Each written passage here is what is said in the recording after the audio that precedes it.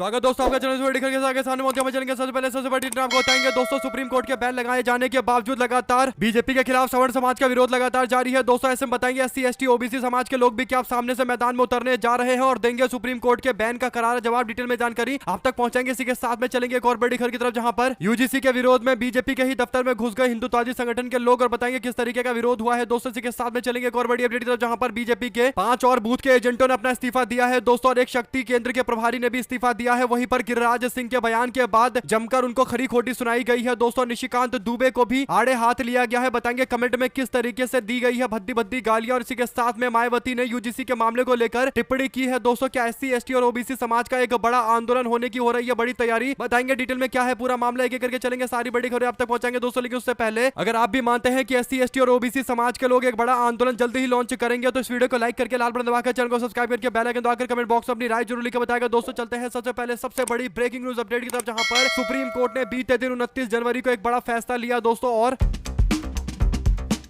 13 जनवरी को केंद्र सरकार के यूजीसी के द्वारा लाए गए नोटिफिकेशन यानी यूजीसी के promotion of equity in higher education institution regulation 2026 पर पूरी तरीके से रोक लगा दिया है, स्टे लगा दिया गया है दोस्तों। कोर्ट ने इन नियमों को पहली दृष्टि में यानी प्राइमा फेसी वेग बताया है, यानी इसमें कोई सही से डेफिनेशन नहीं दिया गया, किसी भी तरीके से इस्तेमाल किया जा सकता है। दुरुपयोग की आशंका जताते हुए कोर्ट की ओर से बैन लगाने की बात कही गई। इस पूरे मामले पर कोर्ट ने कहा कि वो 2026 के यानी 13 जनवरी 2026 को जो नया नोटिफिकेशन आया था उस पर रोक लगा रही है, उस पर बैन लगा रही है, और 2012 वाला पुराना नियम लागू किया जाएगा और उसी को लगातार भी चलते रहने दिया जाएगा, यानी 19 मार्च तक के लिए रोक लगा दी गई है नई नोटिफिकेशन पर। और बीजेपी सरकार से एक बार फिर से एक नए तरीके से आदेश जारी करने के लिए, गाइडेंस जारी करने के लिए, नोटिफिकेशन बनाने के लिए बोला गया है दोस्तों। इस पूरे मामले पर केंद्र सरकार का वकील इस नोटिफिकेशन का समर्थन नहीं कर रहा था दोस्तों। इससे पता चलता है कि कहीं ना कहीं इस नोटिफिकेशन का समर्थन करने का जो बीजेपी के नेताओं का दावा है कि वो एससी एसटी और ओबीसी समाज के लोगों के लिए ये नोटिफिकेशन लेकर आए हैं और एससी एसटी ओबीसी समाज के भेदभाव को रोकने के लिए बीजेपी कानून में प्रावधान लेकर आई है और उनके साथ में खड़ी है, ये बात एकदम झूठी साबित हो रही है। क्योंकि बीजेपी सरकार के जो सॉलिसिटर जनरल थे तुषार मेहता दोस्तों, उन्होंने जाकर कोर्ट में सरकार के स्टैंड का समर्थन नहीं किया, यानी यूजीसी के समर्थन में आकर खड़े नहीं हुए, जिससे एससी एसटी और ओबीसी समाज को पता चल गया है कि भारतीय जनता पार्टी ये एजेंडा केवल लेकर आई थी माहौल बनाने के लिए और जो असली मुद्दे हैं उससे देश को भटकाने के लिए। और इसके बाद अब सवर्ण समाज के लोगों की नाराजगी भी कम नहीं हुई है दोस्तों। जो जानकारी है उसके अनुसार सवर्ण समाज के लोगों ने कहा है कि जब तक ये पूरी तरीके से वापस नहीं होगा, यानी जब तक यूजीसी के नोटिफिकेशन पर पूरी तरीके से पुनर्विराम सरकार के द्वारा नहीं लगाया जाएगा और 14 मार्च वाला टाइमलाइन की जगह हमेशा हमेशा के लिए इस नोटिफिकेशन को नहीं हटाया जाएगा, उनका आंदोलन जारी रहेगा। और यही बड़ा कारण है कि यूजीसी के नियम के विरोध में बहादुरगढ़ के अंदर हापुड़ में भारतीय जनता पार्टी के दफ्तर में बीजेपी के सक्रिय कार्यकर्ता, बजरंग दल के कार्यकर्ता और करणी सेना के लोग घुस जाते हैं दोस्तों। अलग अलग संगठन के लोग आकर बीजेपी के दफ्तर में जोरदार तरीके का बवाल करते हैं। भाजपा के कार्यालय में घुसकर जमकर नारेबाजी की गई, यानी बीजेपी के कार्यालय में जो ये संगठन के लोग पहले जाया करते थे तो बीजेपी के समर्थन में नारे लगाते थे, लेकिन अब यूजीसी के मामले को लेकर भाजपा के खिलाफ ही जोर जोर से नारे लगाते हुए नजर आए। इससे पता चल रहा है कि सवर्ण समाज के लोग बीजेपी से इतने ज्यादा नाराज है कि दफ्तर में जाकर भाजपा के खिलाफ नारेबाजियां चल रही है दोस्तों। आप लोग इस पर अपनी राय जरूर लिखकर बताएगा। चलते हैं एक और अपडेट की तरफ, जहां पर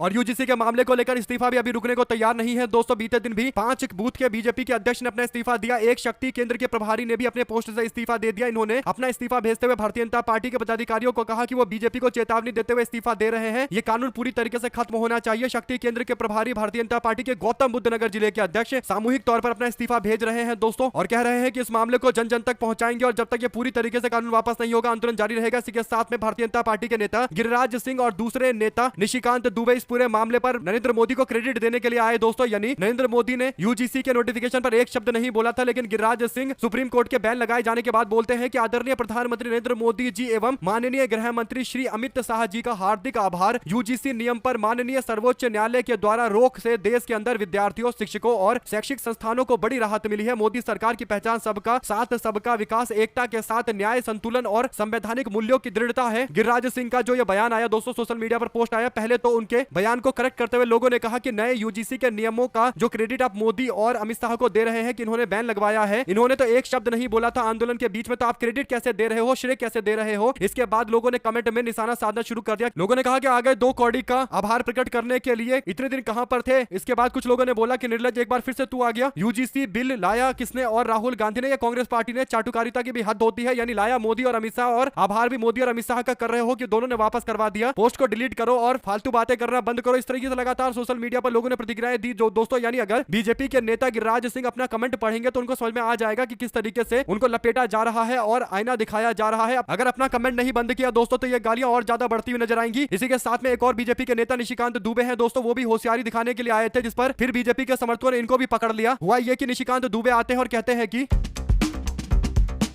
यूजीसी पर गाली देने वाले सभी ज्ञानी पिछले 2 दिनों से संसद जा रहा हूं। किसी राजनीतिक दल के किसी सदस्य ने इस पर कोई चर्चा तक नहीं की और चर्चा तक करना मुनासिब नहीं समझा। उल्टा जिस सरकार ने प्रधानमंत्री नरेंद्र मोदी के नेतृत्व में 10% ईडब्ल्यूएस को आरक्षण देकर गरीबों की सूद ली, उसी को गाली दी जा रही है। मैं दोबारा आपसे करबद्ध यानी हाथ जोड़कर निवेदन करता हूं कि मोदी जी पर भरोसा रखिए। संविधान की धारा 14 और 15 के तहत देश के कानून चलेंगे और किसी के साथ भेदभाव नहीं होगा। सुप्रीम कोर्ट ने वही किया जो मैंने कहा था। यानी निशिकांत दुबे का दावा है कि सुप्रीम कोर्ट ने उनकी बात मानी है, जबकि निशिकांत दुबे नोटिफिकेशन का समर्थन करते हुए पिछली बार पोस्ट कर रहे थे और कहते कि नरेंद्र मोदी पर भरोसा रखिए, लेकिन सवर्ण समाज के लोग तब भी इनको जमकर खरी खोटी सुना रहे थे दोस्तों। और एक बार फिर से अब इनके कमेंट में भी आप जाएंगे तो जमकर लोगों ने खरी खोटी सुनाई है। कोई बोल रहा है कि हिंदुत्व का चूरन लेकर आ गए फिर से सवर्ण समाज के लोगों को चटाने के लिए। इसके बाद कई लोगों ने कहा कि थूक कर चाटना आपकी सरकार का काम है, आप सब लोग बोलने से डरते हो। दुबे जी अपने कमेंट में ही तुम्हारा लोगों ने बुरा हाल कर दिया है। एक व्यक्ति ने फिर से लिख दिया कि निर्लज्जित फिर से तू आ गया। कईयों ने लिखा कि आप तो कुल द्रोही हो, देशद्रोही हो, और कुछ ने बोला कि निशिकांत दुबे तुम्हारा बेटा बेटी जो है वो फॉरेन के अंदर यानी विदेशों में जाकर पढ़ाई कर रहे हैं और हमारी यूनिवर्सिटी को तुम बर्बाद करने के लिए इस कानून का समर्थन कर रहे हो और अब आकर आभार प्रकट करके बेवकूफ बना रहे हो। इसके बाद लोगों ने और भी कई तरीके के अपशब्द बोले हैं दोस्तों जो बता नहीं सकते। लेकिन बीजेपी के नेताओं का इतना बुरा हाल है कि यूजीसी के मामले को लेकर ना तो इधर जा पा रहे ना उधर जा पा रहे हैं। अब जब सुप्रीम कोर्ट ने बैन लगा दिया तो इसमें भी नरेंद्र मोदी को क्रेडिट दे रहे हैं दोस्तों। यानी नोटिफिकेशन लेकर आए तो नरेंद्र मोदी को क्रेडिट, और जब नोटिफिकेशन पर बैन लग रहा है तो मोदी को क्रेडिट। यानी हर काम मोदी ही कर रहे हैं। और यही बात बताकर बीजेपी के सवर्ण समाज के समर्थकों को बेवकूफ बनाने के लिए आए हुए थे दोस्तों। दोनों नेताओं को जमकर खड़ी खोटी सुनाई गई और इस तरीके से लपेटा गया है कि दूसरी बार आएंगे तो ऐसा लग रहा है कि फिर से इनको निशाने पर लिया जाएगा। इस पूरे मामले पर एक बात तय है कि भारतीय जनता पार्टी को लेकर सवर्ण समाज के लोग समझ गए हैं कि बीजेपी उनके खिलाफ कई और बड़े फैसले ले सकती है दोस्तों। लेकिन दूसरी और एक बड़ा समाज जो बहुजन समाज है उनको भी समझ में आ गया कि भारतीय जनता पार्टी नाम मात्र के लिए केवल कुछ दिनों के लिए उनके साथ में खड़ी थी और नोटिफिकेशन लेकर आई थी, वरना अपने वकील को भेजकर सुप्रीम कोर्ट में नोटिफिकेशन को डिफेंड करती बचाती। लेकिन ऐसा नहीं किया गया। इसका सीधा मतलब यह है कि भारतीय जनता पार्टी की मंशा ही यही थी और बाद में जब कानून पर बैन लगा दिया गया है तो अब चुप्पी साधकर बीजेपी के लोग बैठे और भारतीय जनता पार्टी के जो तथाकथित सवर्ण नेता है वो नरेंद्र मोदी को क्रेडिट देकर सवर्ण समाज के लोगों को प्रभावित करने की कोशिश कर रहे हैं। यानी दोनों तरीके से खेलने की कोशिश बीजेपी के द्वारा की जा रही है। लेकिन दोस्तों सबको पता है कि जब कोई व्यक्ति दो नाव पर एक साथ सवार होता है और लहरें जब दो अपोजिट डायरेक्शन में भागती है तो फिर उस व्यक्ति का कितना बुरा कीमा बनता है। आप लोग अपनी राय जरूर लिखकर बताएगा। ज्यादा से ज्यादा वीडियो को शेयर कीजिएगा। चलते हैं एक और अपडेट की तरफ दोस्तों, जहां पर विश्वविद्यालय अनुदान आयोग यानी यूजीसी की ओर से जारी यूनिवर्सिटी और कॉलेज में भेदभाव को रोकने के लिए नियमों पर सुप्रीम कोर्ट के रोक के बाद अब मायावती जी की ओर से भी इस पर प्रतिक्रिया सामने आई है दोस्तों। बहुजन समाज पार्टी की सुप्रीमो मायावती ने प्रतिक्रिया देते हुए कहा कि विश्वविद्यालय अनुदान आयोग यानी यूजीसी के द्वारा देश के सरकारी व निजी विश्वविद्यालयों के अंदर जातिवादी घटनाओं को रोकने के लिए नए नियम लागू किए गए, जिससे सामाजिक तनाव का वातावरण पैदा हो गया। ऐसे हालात के मद्देनजर सुप्रीम कोर्ट ने यूजीसी के नियम पर रोक लगा दिया है। ये फैसला सही है, देश के हित में है। इस मामले में सामाजिक तनाव आदि का वातावरण जो पैदा हुआ था, अगर यूजीसी नए नियम को लागू करने से पहले सभी पक्षों को विश्वास में लेती, सभी से बातचीत करती, जो जांच कमेटी है उसमें सवर्ण समाज के लोग या अपर कास्ट के लोगों को भी शामिल किया जाता तो ये नेचुरल जस्टिस की तरह होता। लेकिन रोक लगाने का फैसला उचित है। मायावती इस बात का समर्थन कर रही है दोस्तों। हालांकि जो उनका तर्क है वो वही है जिसकी मांग को लेकर मान रहे थे कि कुछ हद तक सही है। यानी अगर कोई कमेटी बनती है और वो तय करता है कि कोई व्यक्ति दोषी है या नहीं है तो उसमें सारे समुदाय के लोग होने चाहिए, ये बात सही है। लेकिन इस चक्कर में पूरा का पूरा बिल वापस कर देना, इसे लेकर गंभीर सवाल खड़े हो सकते हैं दोस्तों। आप लोग अपनी राय जरूर लिखकर बताएगा। ज्यादा से ज्यादा वीडियो को शेयर कीजिएगा। चलते हैं एक और अपडेट की तरफ, जहां पर कांग्रेस पार्टी ने 12 राज्यों और केंद्र शासित प्रदेश के लिए मतदाता सूची में विशेष गहन पुनरीक्षण यानी एसआईआर के दौरान फॉर्म 7 के दुरुपयोग को लेकर चिंता व्यक्त की है दोस्तों। निर्वाचन आयोग को चिट्ठी लिखकर कांग्रेस पार्टी ने आग्रह किया है कि इससे संबंधित सारे संदिग्ध मामलों की प्रक्रिया पर रोक लगाई जाए और स्वतंत्र जांच कराई जानी चाहिए। फॉर्म 7 वो फॉर्म होता है जिसके जमा करके दूसरे व्यक्ति का नाम लिस्ट से हटाने की मांग की जाती है और भाजपाइयों पर आरोप लगा है कि इन्होंने हजारों और लाखों की संख्या में ऐसे फॉर्म भरे हैं और लिस्ट में से लोगों के नाम कटवाने के लिए इलेक्शन कमीशन ऑफ इंडिया के पास जाकर जमा कर दिया है। पश्चिम बंगाल के अंदर तो पूरा का पूरा बंडल लेकर आए थे फॉर्म 7 का लोगों के नाम कटवाने के लिए। कई जगह पर टीएमसी वालों के साथ जोरदार तरीके का बवाल हुआ और दंगे भी हुए थे। इसके बाद दोस्तों फॉर्म 7 का दुरुपयोग किए जाने को लेकर कांग्रेस पार्टी महासचिव केसी वेणुगोपाल ने ज्ञानेश कुमार को लेटर लिखा है और दावा किया है कि फॉर्म 7 का दुरुपयोग किया जा रहा है, इसको तत्काल रोका जाना चाहिए। उन्होंने कहा कि हम इस और चुनाव आयोग का ध्यान आकर्षित करना चाहते हैं। यह अत्यंत चिंताजनक मामला है जिस पर चुनाव आयोग को तत्काल हस्तक्षेप करना चाहिए। मीडिया की खबरों और पार्टी के नेताओं के द्वारा व्यक्तिगत पहचान की गई है उन लोगों की जो भाजपा से जुड़े हुए हैं और इस तरीके के भर भर का दस्तावेज इलेक्शन कमीशन ऑफ इंडिया में जाकर सौंप रहे हैं और इलेक्शन कमीशन ऑफ इंडिया उसके आधार पर कई सारे लोगों के नाम काट रहा है। जिन लोगों के नाम काटे जा रहे हैं वो ज्यादातर SC ST और OBC समाज के लोग हैं। वेणुगोपाल ने कहा कि अनुसूचित जाति, जनजाति और अल्पसंख्यक एवं 60 वर्ष से अधिक उम्र के वरिष्ठ नागरिकों को निशाना बनाया जा रहा है। इन फॉर्म को संगठित रूप से निर्वाचन क्षेत्रों के अंदर BLO को सौंपा जा रहा है। उनके अनुसार इन फॉर्म में आपत्ति की पहचान से जुड़ी आवश्यक जानकारी नहीं होती है। कांग्रेस के अनुसार कई मामले में जिन लोगों के नाम से फॉर्म 7 भरे गए उन्होंने सार्वजनिक रूप से इंकार किया और उन्होंने कहा कि हमने तो कोई फॉर्म भरा ही नहीं था, यानी इलीगल तरीके से दूसरों के लोगों के नाम से भी फॉर्म भर दिए जा रहे हैं। आप लोग इस पूरे मामले अपनी राय जरूर लिखकर बताएगा दोस्तों। ज्यादा से ज्यादा वीडियो को शेयर कीजिएगा। चलते हैं एक और बड़ी अपडेट की तरफ, जहां पर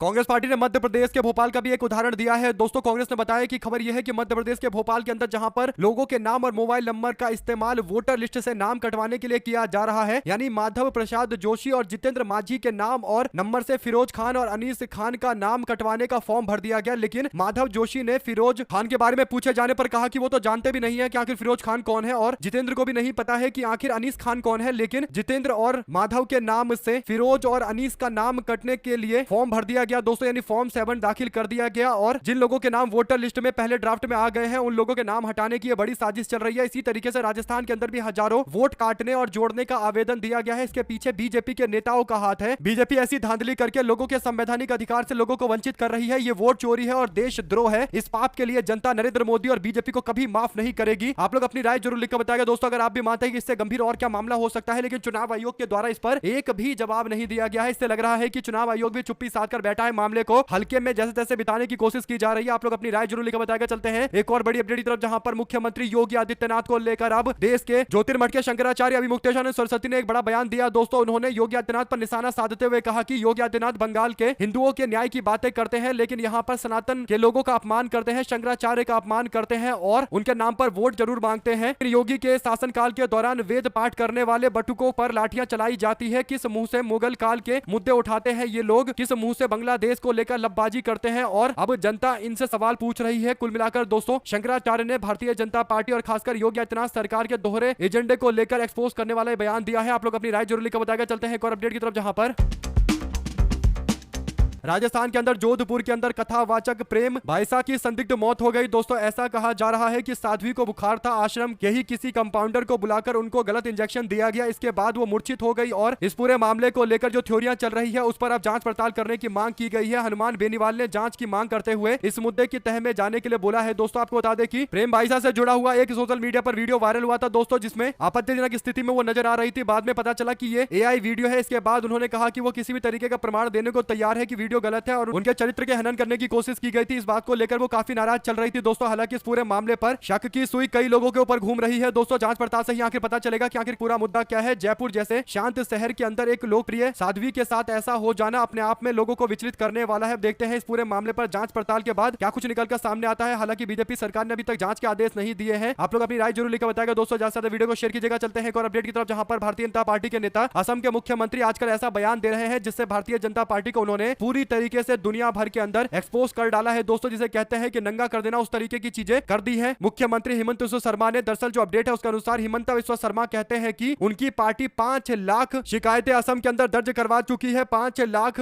लिस्ट में से नाम हटाने के लिए, यानी जिनको बीजेपी के लोग असम के अंदर घुसपैठी मानते हैं उनके लिए 5 लाख के आसपास फॉर्म भरे गए हैं उनका नाम लिस्ट से हटाने के लिए दोस्तों। रिपोर्टर से बात करते हुए उन्होंने शिवसागर जिले के अंदर यह दावा किया है और उन्होंने कहा कि यह हमारा ड्यूटी है, यह हमारी राष्ट्रीय ड्यूटी है और हमने SIR में दर्ज शिकायतों के आधार पर 5 लाख लोगों को बाहर करने की मांग की है जो लोग घुसपैठी हैं। कुल मिलाकर दोस्तों भारतीय जनता पार्टी के नेता खुद इस बात को स्वीकार कर रहे हैं कि उनकी पार्टी ने जमकर कंप्लेन फाइल की है, जबकि असम एक ऐसा राज्य है जहां पर 5 लाख मतदाता बहुत बड़ी संख्या होता है। 5 लाख का मतलब बड़े से बड़े चुनाव को स्विंग करने का एक तरीका हो सकता है दोस्तों, यानी पूरा का पूरा चुनाव इससे बदल सकता है। 5 लाख वोटरों की संख्या को अगर लिस्ट से हटा दिया जाएगा, अगर मान लीजिए 3 लाख 4 लाख भी हटा दिया जाए तब भी ये एक बहुत बड़ा आंकड़ा होगा दोस्तों। और क्योंकि असम के चुनाव अब नजदीक की घोषणा किए जाएंगे, यानी जल्द घोषणा होने वाला है, तो अब टाइम किसी के पास नहीं बचेगा। जिनके नाम लिस्ट से हटेंगे वे लोग अपना कंप्लेन देंगे, तब तक असम का चुनाव 2026 वाला खत्म भी हो जाएगा। तो ये एक बहुत बड़ी साजिश के तहत किया जा रहा है, इसमें कोई दो राय नहीं है। 5 लाख फॉर्म भर देना, वो भी बीजेपी के द्वारा एक अकेले राज्य असम के अंदर, कहीं ना कहीं गहरे साजिश का संकेत देता है दोस्तों। अगर आप भी मानते हैं कि असम का मुख्यमंत्री खुलकर यह बात बोल रहा है लेकिन चुनाव आयोग इस पर संज्ञान नहीं लेकर यह साबित कर रहा है कि चुनाव आयोग को केवल विपक्ष के लोग दिखाई देते हैं। अगर आप भी मानते हैं कि चुनाव आयोग अगर निष्पक्ष होता तो सारे इस मामले पर संज्ञान लेता, लेकिन संज्ञान नहीं ले रहे, फिर इन पर सवाल खड़ा किया जाएगा तो बोलेंगे कि विपक्ष के लोग उनको बदनाम करने की कोशिश कर रहे हैं। आप लोग अपनी राय जरूर लिखकर बताएगा। चलते हैं एक और अपडेट की तरफ, जहां पर जेल में जबरदस्ती बंद किए गए आईपीएस अधिकारी अमिताभ ठाकुर की तबियत एक बार फिर से बिगड़ गई है दोस्तों। उन्हें गोरखपुर मेडिकल कॉलेज में लाया गया है। पहले मणिकर्णिका की मणि टूटना, उसके बाद शंकराचार्य का अपमान होना, उसके बाद ब्राह्मण बटुकों की चोटी खींचना, फिर अमिताभ ठाकुर को प्रताड़ित करना। इस दौर के हालात कुछ इस प्रकार के हैं कि राज्य के अंदर, उत्तर प्रदेश राज्य के अंदर अलग तरीके का माहौल खड़ा करने की कोशिश की जा रही है। अगर आप भी मानते हैं दोस्तों कि ये जो मामले लगातार उत्तर प्रदेश से सामने आ रहे हैं, इससे पता चलता है कि भारतीय जनता पार्टी अब उत्तर प्रदेश को सही से कंट्रोल नहीं कर पा रही है और पूरी तरीके से उत्तर प्रदेश के अंदर अव्यवस्था फैल चुकी है। तो अपनी राय जरूर लिखकर बताएगा अगर आप भी मानते हैं कि 10 साल की सरकार होने के बाद इसी तरीके के हालात होते हैं और अब 10 साल पूरे होने वाले हैं योगी आदित्यनाथ सरकार को, तो अव्यवस्था साफ तौर पर उत्तर प्रदेश में नजर आने लगी है। आप लोग अपनी राय जरूर लिखकर बताएगा। साथ साथ दोस्तों देहरादून के अंदर एक ऐसा कायराना और डरपोक पने का काम किया गया है दोस्तों, जिसकी आलोचना देश भर के अंदर शुरू हो गई है। आपको बता दें कि उत्तराखंड के अंदर विकास नगर में दुकान से नमकीन खरीदने गए 2 कश्मीर के युवक, जिसमें दानिश और उनके साथी थे, उन दोनों के साथ बर्बरता की गई दोस्तों। ये दोनों के दोनों नाबालिग लड़के थे जिनका हाथ तोड़ा गया, सिर में चोट आई और इस तरीके से देहरादून में पिछले दिनों त्रिपुरा के छात्र के साथ मारपीट की गई थी। बाद में उसकी जान चली गई। इस मामले पर भी जोरदार तरीके का बवाल हुआ और अब कश्मीर के 2 युवक जो 18-19 साल के छोटे से बच्चे हैं दोस्तों, उनके साथ इस तरीके का दुर्व्यवहार किया गया। इस पूरे मामले पर जब दबाव बना और तस्वीरें सामने आई और हालात देखकर लोग भड़क गए, तब जाकर देहरादून की पुलिस ने बीएनएस की धारा 117(2) और 352(2) में एफआईआर दर्ज की है। एक आरोपी संजय नाम के आरोपी को कस्टडी में लिया गया है। बाकी की तलाश लगातार जारी है। जम्मू और कश्मीर के मुख्यमंत्री उमर अब्दुल्ला ने उत्तराखंड के मुख्यमंत्री पुष्कर सिंह धामी से फोन पर बात की और आरोपियों पर कठोर से कठोर कार्रवाई करने के लिए बोला है। आप लोग इस पूरे मामले अपनी राय जरूर लिखकर बताइएगा दोस्तों और ज्यादा से ज्यादा वीडियो को शेयर कीजिएगा। चलते हैं एक और अपडेट की तरफ, जिसमें उत्तर प्रदेश के अयोध्या जिले के अंदर भदरसा थाना क्षेत्र के अंदर चर्चित गैंगरेप से जुड़े मामले को लेकर समाजवादी पार्टी के नेता मोईद खान को बदनाम किया गया। इस मामले में उनके नौकर राजू खान को दोषी ठहराया गया है। राजू खान को कोर्ट ने बीते दिन सजा सुनाई है दोस्तों, लेकिन बड़ी बात यह है कि समाजवादी पार्टी के नेता मोईद खान को छोड़ दिया गया है। मोईद खान के ऊपर कुछ भी मामला नहीं बना, यानी बाइज्जत बरी कर दिया गया। ये वही मोईद खान है दोस्तों जिन्हें लेकर योगी आदित्यनाथ ने हर जगह बयान दिया था, चाहे विधानसभा हो या फिर चुनावी रैली हो, हर जगह पर कुछ ना कुछ उल्टा बोला था और समाजवादी पार्टी से जोड़कर इनका घर भी तोड़ दिया गया था। जैसा कि आप लोगों को याद होगा 2024 में 3 अगस्त को घर तोड़ा गया था और बवाल मचाया गया था। ऐसे ही उत्तर प्रदेश के अंदर समाजवादी पार्टी के नेता के घर तोड़े जाने को लेकर आलोचना शुरू हुई, तो बाद में अब जब दोस्तों बाइज्जत बड़ी कर दिया गया है, तो सवाल ये उठता है कि ये जो मेंटल ट्रॉमा उनको दिया गया, यानी मानसिक प्रताड़ना दी गई, उसकी भरपाई कौन करेगा। उनके घर पर बुलडोजर चला दिया गया, उनके चरित्र को खराब कर दिया गया, पूरी तरीके से बुलडोज कर दिया गया और पूरा का पूरा तंत्र उनके पीछे पड़ गया, परिवार को खत्म कर डाला गया दोस्तों। यानी परिवार में जो उनका सम्मान था, इज्जत था और परिवार जो एकजुट था, उसे भी पूरी तरीके से अलग अलग कर दिया गया। समाज के अंदर जो उनके प्रतिष्ठा पर चोट पहुंची, इन सब की भरपाई कौन करेगा। अगर आप भी मानते हैं कि बुलडोजर अन्याय ने देश के अंदर कई सारे अल्पसंख्यक समाज के लोगों को पूरी तरीके से बर्बाद कर दिया है दोस्तों, उनके जीवन को अस्त व्यस्त करके रख दिया है और ये अन्याय है, बुलडोजर अन्याय है, इसका जितना विरोध किया जाए उतना कम है। तो अपनी राय जरूर लेकर बताइएगा। चलते हैं एक और बड़ी अपडेट की तरफ, जहां पर पश्चिम बंगाल में चल रही एसआईआर प्रक्रिया की समय सीमा बढ़ाने की मांग को लेकर सुप्रीम कोर्ट में बुधवार को सुनवाई हुई। अब इस अहम याचिका पर शीर्ष अदालत 3 फरवरी को सुनवाई करेगा। राज्य सरकार की ओर से दलील दी गई, प्रक्रिया बेहद व्यापक और भारी है। ऐसे समय में मौजूदा समय सीमा में प्रक्रिया पूरा करना काफी मुश्किल है। राज्य सरकार की ओर से वरिष्ठ वकील कपिल सिब्बल ने अदालत के अंदर अपनी दलील पेश की दोस्तों, और उन्होंने कहा कि एसआईआर के दौरान राज्य में जो हालात बने हुए हैं वो सामान्य नहीं है, बल्कि गंभीर हालात बन गए हैं। मुख्य न्यायाधीश सूर्यकांत ने पिछली सुनवाई का हवाला देते हुए कहा कि अदालत ने पहले ही ये सुनिश्चित करने के लिए निर्देश दे दिया है कि ड्राफ्ट वोटर लिस्ट में जिन लोगों के नाम छूट गए हैं उन्हें अपना पक्ष रखने और सुधार का काम करने का मौका मिलना चाहिए। कपिल सिब्बल ने साफ कर दिया कि याचिका में समय सीमा बढ़ाने की मांग का राजनीति से कोई लेना देना नहीं है। उन्होंने कहा कि प्रक्रिया बेहद ही व्यापक और भारी है। नोटिस जारी किए जाने को लेकर उन्होंने कहा कि हर दिन करीब 9 लाख आपत्तियों पर सुनवाई करनी पड़ रही है। अब तक सिर्फ करीब 1 लाख मामले में ही सुनवाई हो पाई है। ऐसे में मौजूदा समय सीमा में प्रक्रिया पूरा करना मुश्किल होता जा रहा है। यानी अब 3 फरवरी को अगली सुनवाई होगी। एसआईआर की समय सीमा बढ़ाने की मांग निरंतर चल रही है। साथ साथ तमिलनाडु के अंदर कांग्रेस पार्टी किसके साथ गठबंधन करेगी, इस बात पर अब अंतिम मोहर लगना जरूरी है, क्योंकि नजदीक आ चुके हैं चुनाव। तमिलनाडु विधानसभा चुनाव से पहले कांग्रेस पार्टी और डीएमके के बीच में सीट शेयरिंग को लेकर चल रही बातचीत अभी निर्णायक मोड़ तक नहीं पहुंच सकी है। बुधवार को डीएमके के नेता के कन्नीमोजी ने दिल्ली में राहुल गांधी से मुलाकात की है, लेकिन सूत्रों के मुताबिक इस बैठक में सीट बंटवारे को लेकर कोई ठोस सहमति नहीं बन पाई। न्यूज एजेंसी पीटीआई के मुताबिक ये मुलाकात 10 जनपद पर हुई, जहां पर राहुल गांधी ने डीएमके से आग्रह किया कि सीट शेयरिंग से जुड़े मुद्दे को समझने के लिए कांग्रेस के अध्यक्ष मल्लिकार्जुन खड़गे के द्वारा गठित की गई टीम से बातचीत की जाए। कांग्रेस के सूत्रों ने बताया कि मौजूदा बैठक का माहौल सौहार्दपूर्ण रहा है और सब कुछ अच्छे से बातचीत हो गई है। सीटों के बंटवारे पर औपचारिक चर्चा नहीं हुई है, लेकिन जल्द पूरा हो जाएगा। कन्नीमोजी खुद राहुल गांधी से मुलाकात करने के लिए पहुंची थी ताकि बातचीत का जो बैरियर है उसको तोड़ा जाए और शुरुआत की जाए। वैसे भी डीएमके और कांग्रेस पार्टी के बीच में ज्यादा अंतर है नहीं दोस्तों, जल्दी से जल्दी समाधान कर लिया जाएगा, इसमें कोई दो राय नहीं है। ये एक ऐसा गठबंधन है डीएमके और कांग्रेस का जिसके टूटने की संभावना लगभग ना के बराबर है। आप लोग इस पूरे मामले अपनी राय जरूर लिखकर बताएगा। ज्यादा से ज्यादा वीडियो को शेयर कीजिएगा दोस्तों चलते हैं एक और अपडेट की तरफ, जहां पर बीजेपी का असम का मुख्यमंत्री हिमंत बिस्वा शर्मा ये दावा करता है कि अगर कोई व्यक्ति किसी मियां ऑटो ड्राइवर से सर्विस लेता है, यानी उसके रिक्शे से यात्रा करता है, तो 5 रुपए की जगह उसको 4 ही रुपए दो, इसको हर तरीके से परेशान करो। ये खुलेआम एक मुख्यमंत्री बोल रहा है दोस्तों। असम का मुख्यमंत्री खुलेआम सांप्रदायिक राजनीति पर उतारू हो चुका है। आप लोग हिमंत बिस्वा शर्मा के इस बयान पर अपनी राय जरूर लिखकर बताएगा। हमारे साथ लगातार जुड़े रहने के लिए दोस्तों का बहुत बहुत धन्यवाद। देखते हैं जय हिंद, जय भारत। ज्यादा से ज्यादा वीडियो को शेयर कीजिए। बहुत धन्यवाद।